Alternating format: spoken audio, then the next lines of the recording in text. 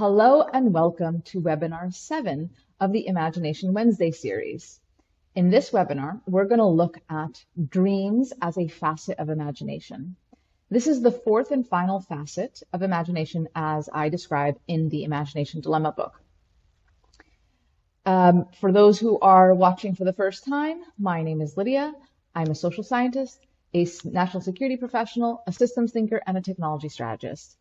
And some of my professional history includes working with the U.S. Department of Defense, Special Operations, NATO, the European Commission, United Nations, and some academic institutions such as MIT and Oxford Business School. And I have been working with them in my capacity as a technology strategist, looking at what is on the horizon and how to think about emerging tech and the ripple effects and what it can look like moving ahead. In this webinar series, we, as I mentioned, are at the end of part 2. We're at chapter 7. If you'd like to watch the previous ones, they're available on YouTube. And so today we're going to look at why and how dreams are the most powerful facet of imagination. We're going to look at 2 case studies, one of Jeff Bezos and then a company called Dreamscape Immersive. And then we're going to look at 3 tools to help you cultivate that facet of imagination, dreams. So many people, when I talk to them about this, they say, well, what do you mean by dreams? Like when you sleep at night? And it's like, no. This is not the sleep at night dreams. This is the dreams during the day, the ones that you're awake for, the ones that you're imagining, your desires, your hopes, your thoughts that linger with you that you want to do. So those kinds of dreams. So Martin Luther King had a very famous dream, and I'm going to read a quote from his very famous speech in 1963. I have a dream that my 4 little children will one day live in a nation where they will not be judged by the color of their skin, but by the content of their character. So even though we face the difficulties of today and tomorrow, I still have a dream. It is a dream deeply rooted in the American dream. I have a dream that one day this nation will rise up and live out the true meaning of its creed. We hold these truths to be self-evident, that all men are created equal. And this dream was very powerful during the civil rights movement, but it continues to be powerful today. And these are the types of dreams that I'm talking about, not the ones at night, but the ones that where we hope for a better future for ourselves or our community, etc. Here are some pictures of the day he shared that dream of his with countless people who came to DC to watch him deliver that speech. So let's look a little bit about history-changing dreams. Mahatma Gandhi in India had a dream about a free India liberated from British colonial rule. And he pursued this through nonviolent resistance and nonviolent civil disobedience. And his dream, his movement in India also inspired others such as Martin Luther King and Nelson Mandela. Another person was Amelia Earhart. She wanted to fly. That was her dream. She wanted to be a pilot. And at that time, it wasn't possible for women to do that. And she broke barriers for women in aviation. But not only that, she inspired other women to pursue their dreams and their careers, whether it was in aviation or other industries as well. Eleanor Roosevelt, she envisioned a world where everybody had human rights. And she played a really critical role in drafting the Universal Declaration of Human Rights, which is what we know and understand today. And this legacy continues onwards as we continue to strive towards fundamental human rights and everyone having human rights. Nikola Tesla had many dreams and many visions, but here are a few of them.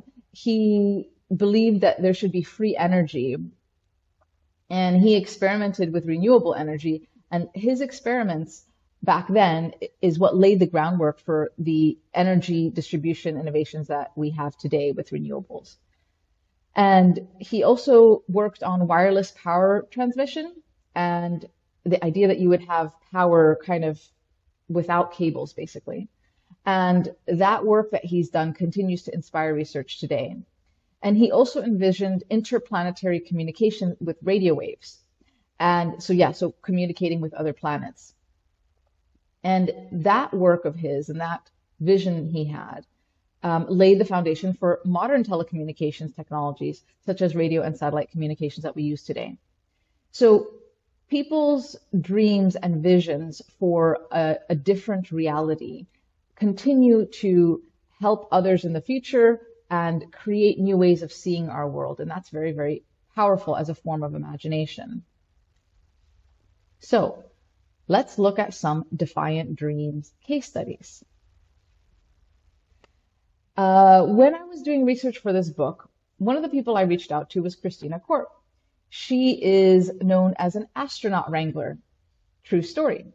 She knows the most famous astronauts and organizes all kinds of space events. And I met her at one of her space events.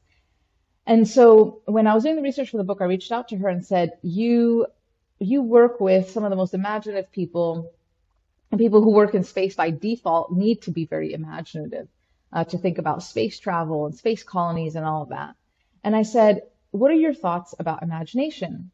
And she really believed that the arts play a huge role in the rational side of the brain, and she feels like we should be using both sides of the brain. But besides that, she said, you know, many people don't realize that Jeff Bezos, it was his childhood dream to go into space. And then that was his like big motivation that led him to do all the things that he had done. So I looked into that. So indeed, when he was 5, the Apollo landing happened and he watched it on TV and he was very much inspired. And he continued in his teens. He watched Star Trek and was very much excited about the space colonization and traveling in space. So much so that when he was a senior in high school and in his graduation, he was the valedictorian. And in his graduation speech, the only reason we have this quote from it is because one of the Miami newspapers quoted it. So they reached out to him after because it was quite an interesting thing for somebody to be talking about going into space and creating all kinds of space colonies. So here's a quote from his speech. He said he wanted to build space hotels and amusement parks, yachts and colonies for 2 or 3 million people orbiting around the Earth. And the whole idea was to preserve the Earth. And the final objective was to get people off the Earth and see it turned into a huge national park. So at that time, this was a very out there dream. And luckily, it was so out there that the journalists at Miami newspaper reached out to him, and that's how we have these quotes. So what has he done since? Well, he went to college and then graduated and went to a investment firm in New York. And he was working there looking at what's coming on the horizon, what's on the edge. And he saw something he had never seen before. He saw a 2,300% increase in the usage of the internet. And he's never seen such an uptick of a technology before. And he thought, I really want to be a part of this. So he left his job in New York and he moved to the West Coast. And he founded Amazon. As we all know the story, he sold books and then eventually everything else. And then in one of the previous webinars, I talked about how these infrastructures came together. So this is technology convergence with infrastructure convergence, as I mentioned. Here we have US Postal Service, Visa, the internet, and PC computers. He built that on that technology convergence right there. Now, after that, he continued to develop this dream. So you have this dream, but it's not enough. You have to cultivate it. And he continued to cultivate it, and we're going to now fast forward to when Blue Origin had already been founded, and here he is giving a speech at a Blue Origin event. Blue Origin is his space company.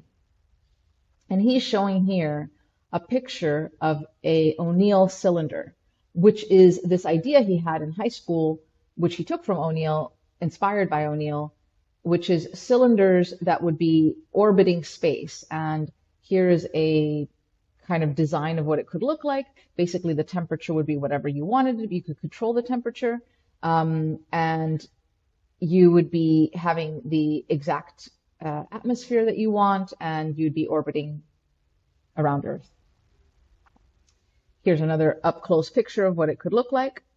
So he went from being inspired as a child to, in high school, developing that idea of what he imagined, inspired by the O'Neill cylinder. And then he had enough money to be able to start pursuing that. His dream around space travel and space living has created over $2 trillion in value. First in Amazon, which is well, this is potentially a few months old statistic, but that's still a good estimate, 1.7 trillion. And then Blue Origin is roughly estimated at 3.5 billion. And he continues this dream. But what I think is really interesting is how it has developed over time. And I think it's a great example to look at, that you don't just have an idea or a vision, you have to work at it. So here is an interview he had in the year 2000 with Charlie Rose. If you weren't the CEO of Amazon.com today, what would you like to do or be? Well, so if I could do anything, and it turns out this is a very hard technical problem, so I don't actually hold out great hopes, but if I could do anything, I would like to go help explore space. Tell me more. I mean, what would you do? How would you go about it if you weren't doing this? Well, the picture I have is that I would get in a rocket ship, go up into space, and go check out a few things. Now, this is why I mentioned at the beginning, this is a very hard technical problem. Yeah, it is. but I would think if you put your mind to it, you could probably figure out a way that we could do this. Well, it's very hard. Your board of directors, and your stockholders might not be happy. It's very hard. It's really, I mean, so, who knows what 20 years from now, if there's some significant changes in the technology, maybe such things will get easier. But we haven't made significant improvements in, space transportation systems really since the Apollo program. So here he is saying, I want to go out into space. I want to check out things. The audience starts to laugh a bit. And Charlie Rose is very supportive in this conversation. And he says, okay, but if you wanted to, I'm pretty sure you could find a way. And Jeff Bezos pushes back saying, this is very complicated. It's very hard. It's very technical. And he then says, we haven't had innovations in the technology transportation area. And it's really interesting because this was June 2000. And just a few months later, in September 2000, is exactly when Blue Origin was founded, was registered, basically. And I couldn't help but wonder if that interview really influenced him to say, you know what, it is a hard technical problem, and we do need a new form of transportation system to go to space, and I might as well be the person that tries it out or tries to experiment with it. I share this because I don't think people appreciate how an imaginative idea becomes reality. It doesn't happen poof all of a sudden. It happens by talking to people, by allowing the mind to hold the space for these wild dreams. So this wild dream of his continues. And with Amazon Web Services, they are now looking at space. They have an aerospace entire vertical, and they are looking to see how to provide more communications related technologies for space, amongst other things. And so when I talked to Kristina Korp about this, she was saying that this is really the ground station for all these space initiatives that is being built. So little by little, a dream comes together, a big, big, bold, ambitious dream. And then just a few weeks ago, he was speaking at the DealBook Summit, and he was talking about how he sees a space travel network whereby the moon would be a little bit like JFK Airport. Again, this is a dream that starts somewhere, but it continues to build. The more you talk to other people and the more you start to work on it little by little. And I think this is such a perfect example of how an imaginative dream can be so powerful and be created into reality. But it also is a great example to show that many people dream together as well, as a community, as a collective. And he is certainly not the only person who has space dreams. Many people around the world have dreamt about going into space.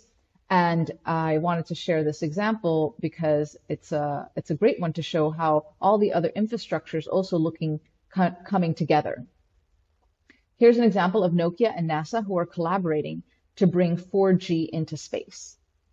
And so when we dream together, it becomes even more powerful. And when these dreams converge, really amazing things can happen that are beyond our wildest imaginations.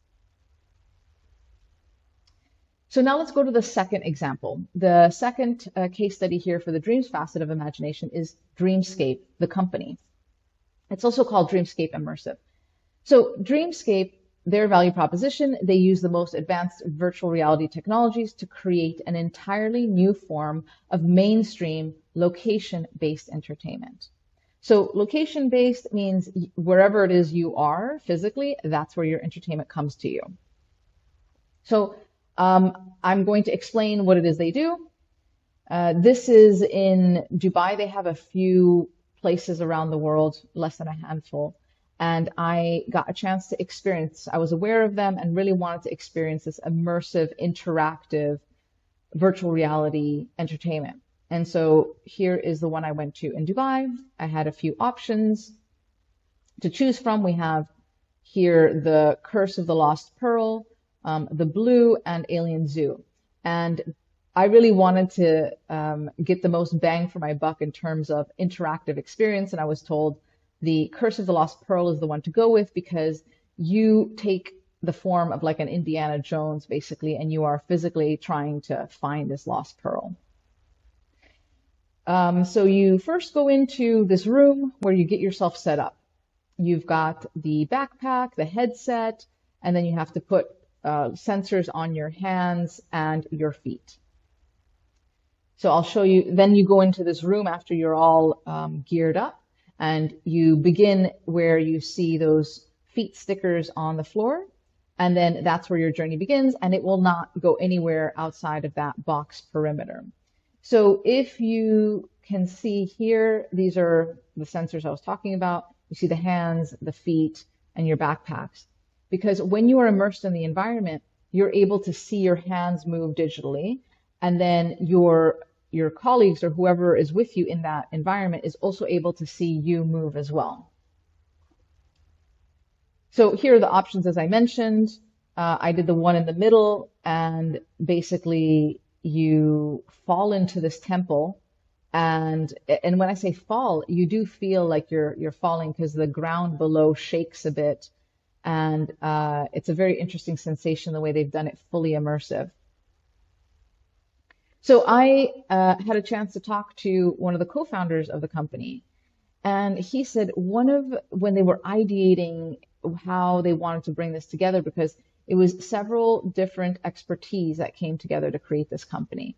And so one who had experience with the VR, the other one with entertainment, and they said they wanted people to step into a dream. They wanted to create this environment where it was dreamlike, something that couldn't exist in real life.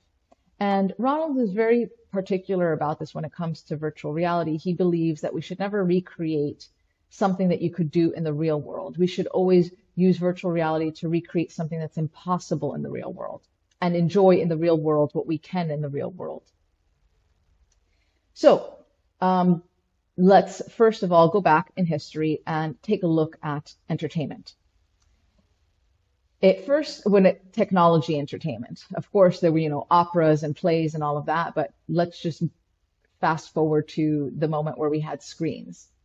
We had silent movies, black and white silent movies. And one funny anecdote from that time, one of the producers said, why would anybody want films to watch people talk in a film? And this is clearly an imagination dilemma. So we had silent black and white films, and then we had sound black and white films, and then we had color films. And then eventually we had, all kinds of jazzy animations. Everything was still color. Everything was still a screen. So despite any kinds of improvements in effects, it was still color and a screen. Until virtual reality headsets came along and the ability to record in 360, then we had a chance to watch a film in 360. So for those who are not familiar with what that is or what that looks like, you put on a virtual reality headset and you watch the film literally as if you are in the film. You don't interact with it, you're still passively engaging with the film. So you just sit down and you can turn your head and you can see all around the room, but it's still passive. All of these entertainment experiences have been passive. The interesting aspect is the interactive part, which is what Dreamscape is looking to create that's different. So I'm going to show you a trailer of The Curse of the Lost Pearl, which is the experience, the entertainment experience that I did. Oops, let's go back.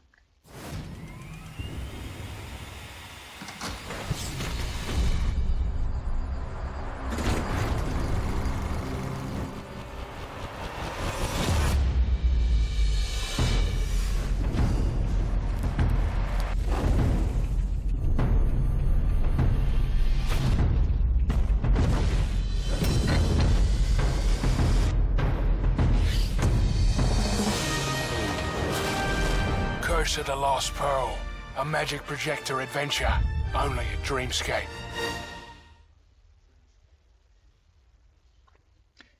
So, yes, you do all those things. So that there's a storyline, but the thing is that the story doesn't continue until you do something.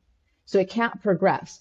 So just to give one example without spoiling it too much, there are physical things that are in the environment that are digitally represented. So, for example, inside the temple it was dark, and then you can see a torch with fire, and you're wearing your headset, so everything is digital. But then you reach out and you can grab it, and there's something physical there that you can hold on to. But in the digital environment, you can see a torch and it lights the way. So any way you would turn the torch, it would light that part of the environment. So then they looked into so that's a complete revolution in entertainment. But then they also looked to see how could they take this concept of helping people step into the content and bring that to education. So they experimented with Arizona State University, where they have an entire lab of virtual reality headsets and curriculum that's been designed where students are immersed in the environment. And they learn very differently, and their studies have shown that they performed far better. And this was their first study a few years ago, and then now they are taking that outside of the realm of biology and into the Global Futures course, where they are doing immersive visits to the Arctic and to coral reefs, which is absolutely fascinating. And so they have reimagined several different industries through the dreams facet, the stepping into dreams, creating a dreamlike environment. With entertainment, so one of the experiences they have is an alien zoo, where you can walk through the alien zoo and see alien animals. But anyway, so they've used their VR headset and their proprietary technology of how you can have an immersive, interactive space with entertainment. And then they've done the same thing to reimagine how education can be. And if you think about that, this really changes how many people they can reach in terms of education. If we go back to webinar 2 on the exponentiality era that we are in, and if you remember the 6 Ds of exponential growth from Peter Diamandis, it all starts with something being digitized. So if the education can be digitized, which in this case it can because it's in a VR headset, then all of a sudden, all what people need is the hardware equipment, and they can experience the same education anywhere else in the world. So this democratizes this very immersive, new, innovative experience. And then with brand experiences, they're exploring how brands can engage with their fans in virtual reality and immersive experiences.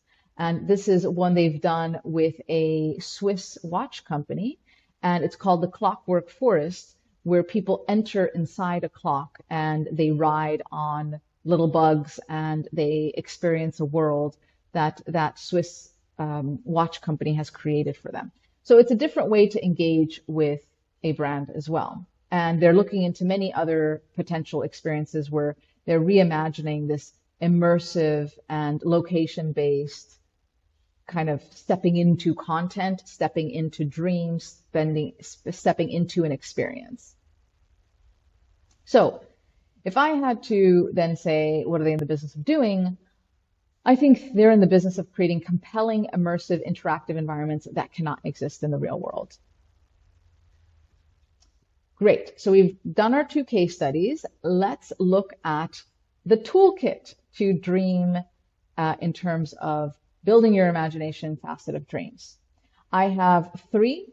One is granting permission, and I think that they are sequential. So first you need to grant permission to dream, and then you have to do dream discovery, and then you have to get all in on visualizing in high fidelity your dream. I was very inspired by Arianna Huffington's book, Thrive. It came out in 2016 and I read it then, and I thought it was very revolutionary at the time, and I hope it's not too revolutionary today. She basically said that we need to define success for ourselves, that we shouldn't just define our success through whatever societal standard or anything like that. And that we should also not just succeed, but we should thrive in life. That's what we should seek to do. And to do so, we need to look into ourselves. But there's this one quote in her book that really, really stayed with me. And she said, we need to give ourselves permission to follow what makes us feel most alive. And this really, really resonated with me because I thought to myself, do I even give myself permission to follow what I am excited about? A lot of the times we just find ourselves in lockstep, in a certain grind, and we don't allow ourselves to dream or think about other things. And so I think this is the most important step because it allows for the other things to happen. So first we have to give ourselves permission. And so I have a few ways that I have worked to give myself permission to dream and explore things that I am interested in. So first, permission affirmation. The one that I have is, I want to be a person who gives themselves permission to dream about, and I change that, the blank part, I change that any time I want. So if there's something new I want to dream about, I tell myself, I want to be a person who gives themselves permission to dream about X. And that kind of opens my mind and emotional state to start working towards allowing myself to think about these things. And if we look back to the historical changing dreams that I mentioned at the beginning of this presentation, they all gave themselves permission to imagine something different. They gave themselves permission to hope and dream about something that didn't exist at the time. So it was a free India, it was universal human rights, it was racial equality, it was women being able to do whatever it is they want in male-dominated fields, it was energy and interplanetary communication. They gave themselves permission to dream about these things and hope about these things and imagine them and craft progress towards them. The same thing with Dreamscape. They said, we're going to create an alien zoo that's never existed before. We're allowing ourselves to imagine this and do it. Here are some other examples. Dr. Ronald Mallet is a theoretical physicist who is trying to time travel. He is actively working every day to see how he can time travel to the past so he can see his father again who passed away. That is his motivation, and that is what he's doing. And he has given himself permission to make time travel a reality. And that is what he wakes up every day trying to do. Whether he will achieve it or not, we don't know. But that will inspire others as well, and who knows what might come out of it. It is a big, bold, audacious dream. And to anyone who thinks, well, that's kind of insane, Well, in the year 2000, when we saw that interview with Jeff Bezos and Charlie Rose, that could have sounded crazy too. He said, I want to go out in space in a space rocket and I want to explore space. That sounded quite absurd and out of touch with reality. But little by little, he has made that his dream. And he has actually done that. He's gone up in space. And so Dr. Mellett has allowed himself to dream and think and work towards time traveling. This is a new film that's come out. It's called Longevity Hackers, and it captures some of the most bold scientists trying to reverse aging, and some are trying to make death optional, and others are trying to reverse aging, and they all see aging as a disease. If you've never heard of aging as a disease before, this is a new forward thinking idea that aging isn't what should be happening. It is instead a malfunction. And so the idea is that we see cancer as a disease, and we see heart disease as a disease, and metabolic disease as a disease, etc.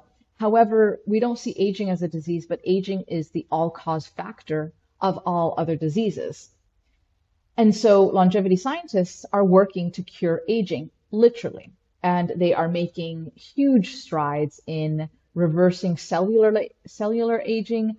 They're also being able to help increase the health span of people. So if you think about lifespan, that's how long you live until you die. And then health span is how long you live in health. And then there's the disease span, which is the years after that until you die. And so they are working towards this, and there's a huge community that is growing towards that. If you're interested in the film, you can see how they are all dreaming and actively working in these directions. But they've all given themselves permission to do this. So the question to you is, what will you give yourself permission to dream about? The second thing that I do in terms of the granting myself permission to do something is the body compass. And this is something I learned through a business coach. And she was basically explaining that you need to understand how your body reacts to things. So the basic exercise is, think about a time where you were very happy about something. And, like lean into that feeling. Like, how did your body feel? And normally, you feel light and excited, and like there's this like energy coming upward, and your shoulders open up, and there's this joy. And then the other part of the exercise is to do the opposite. Think of something that went really bad and how it made you feel, and go into your body, and it's like feeling heavy, the shoulders are caving inwards, etc. And the idea is, recognize these feelings so you know when you are close to your dream or an idea that inspires you, because your body compass will tell you. So you're more in tune to it.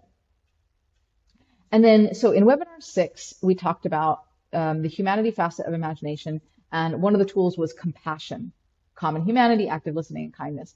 However, in this one, I like to see it as self-compassion as being the more important tool when we are granting ourselves permission. So in this sense, with self-compassion, it's about having mindful awareness of one's thoughts and emotions. It's being kind to yourself when you're talking to yourself in your head, acknowledging that you are human like everyone else and that you are doing your best given your circumstances. And also recognizing that suffering and responding with care, not criticism, is the way that you should be going about things that's more helpful towards you. So one way to know how to do that is, would you talk to the person you hold dearest the same way you talk to yourself in your head? And I think this is like the best metric to know if your self-talk needs some improvement in the self-compassion realm. So great. This was the part 1. After granting yourself permission to dream, what are you going to allow yourself to dream about? The next step is dreaming.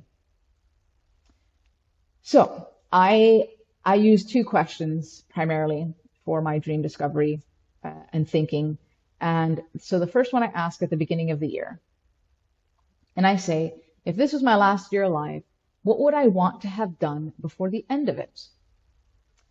And so last year it was the book that I'm presenting right now, Imagination Dilemma. That's what I wanted to have done. In the new year, I want to work on a AI compassion coach. So I already have a prototype, but it's on ChatGPT, and I want to build it out more artisanally and create custom data for it. And so I'm doing some research on that. And that's something that I would love to have done and put out there by the end of the year. And then, so every year I ask myself a different thing, like what's a big project I would like to have done?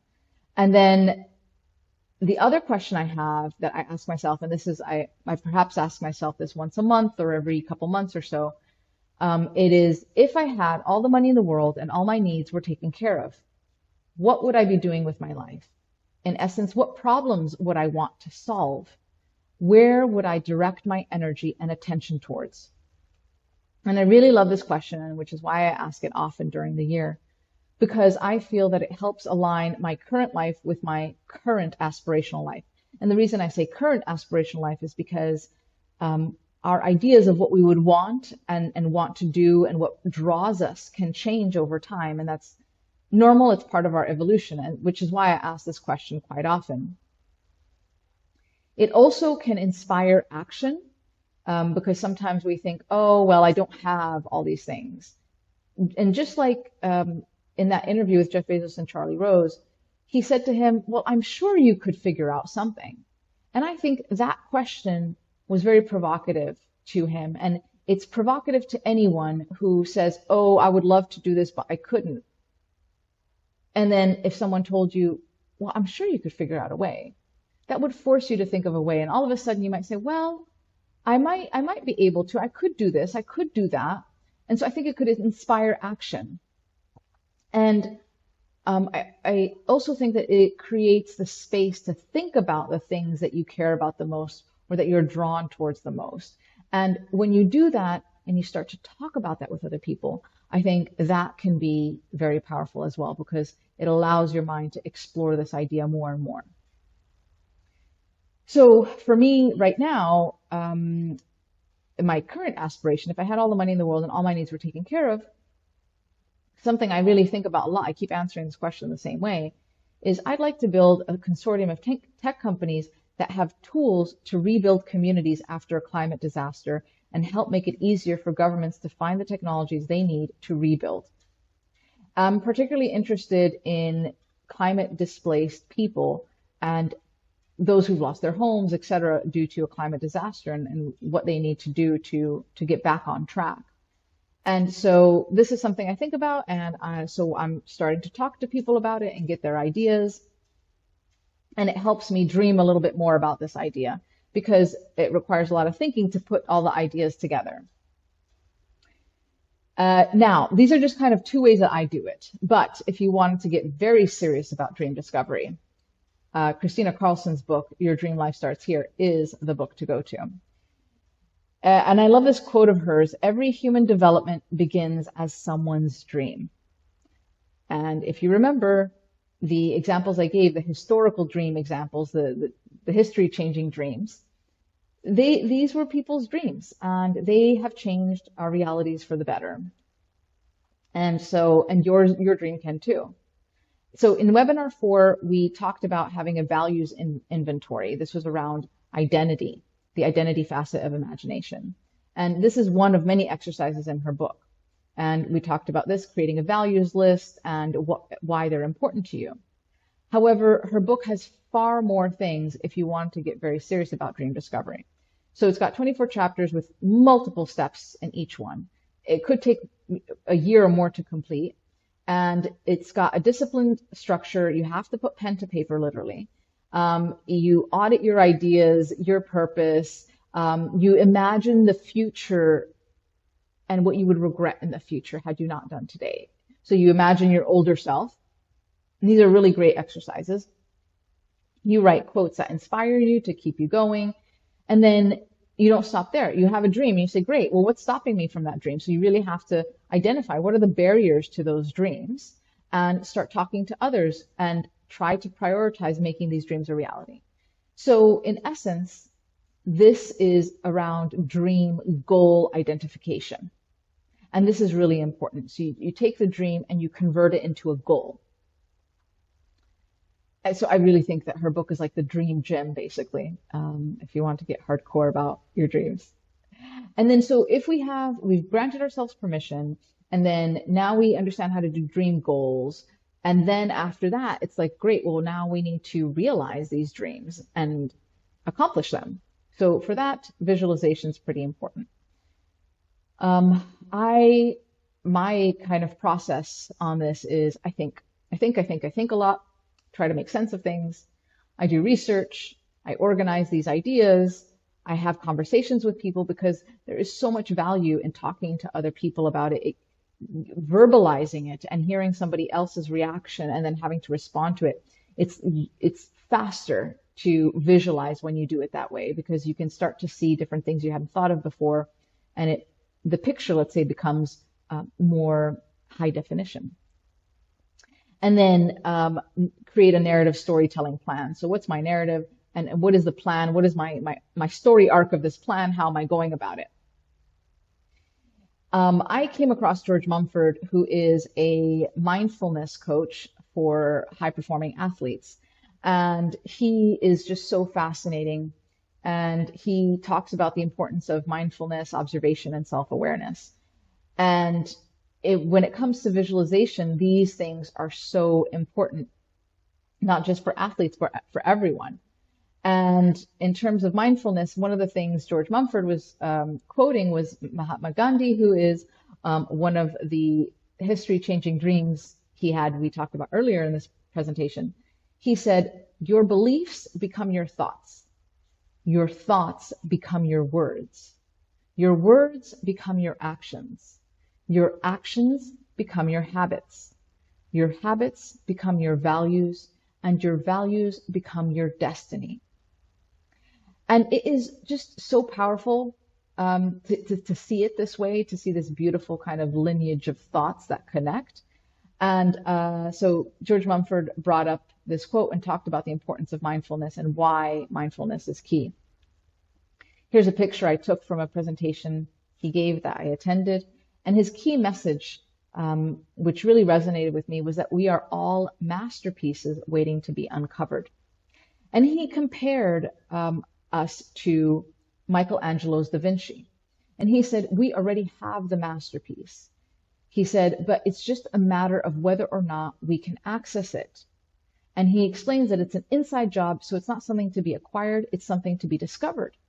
And the reason he uses the statue as a masterpiece is because the statue starts as a block of marble that needs to slowly be chipped away to uncover the masterpiece. And so in essence, he's saying that that is our task. That our task is to uncover our masterpiece, chipping away at our marble block little by little. So this is a great comment that Oprah Winfrey had. So she was asked, what do successful people have in common? This is on The Daily Show with Trevor Noah. Trevor Noah said, you speak to the most successful people. What do they have in common? And she said, what would you say is the one common characteristic that you find gets people to where they want to go? The most important question is, the people get to where they want to go because they know where they want to go. Oh, wow. And most people don't know where they want to go.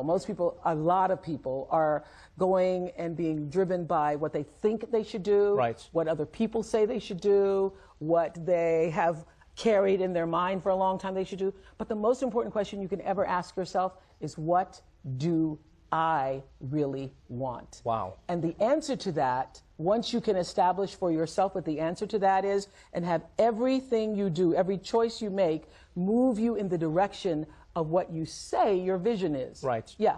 And when you do that, the forces of life rise up to meet you. The reason why most people have such chaotic lives is because they're living in chaos in their head. And as soon as you get clear, it clears up.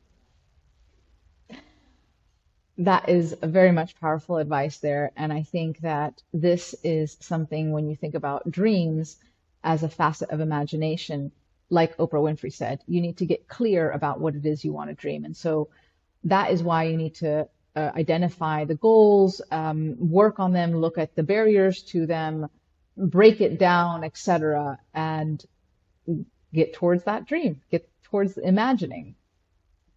So this then concludes this facet of imagination, and let's look at the imagination facets canvas. Again, you can use this canvas with any other kind of business model canvas, lean canvas, etc. And so for dreams, the questions to ask about your organization is, what is the bold dream or dreams at play? Describe them in detail. What are the relevant dreams of the key stakeholders? And in this case, we've got a founder of an organization, founder's dream, society's dream, consumer's dream, community dream. What are the dreams at play? And finally, we've got the song for this chapter. Again, as always, I put a prompt about the chapter, and I got a song. I didn't make the lyrics. And this is a really fun, peppy song. I really like it. It's called $1 Trillion Dreams. And then, so if you would like to work together, want me to speak at your event, have any bold, big, imaginative, dreamy projects to work on, do reach out. I'd love to hear from you. And what we have next is the part 3. So now we're going into the imagination telescope. So we've talked about why imagination is hard. We've talked about the 4 facets of imagination. But now it's about honing in on you, the individual imagination telescope. And so it's really about understanding your ways of imagining, and I've dissected it, and you will see it in the next webinar. And then we'll conclude with the webinar after that with the future of imagination. So I hope you will join me then.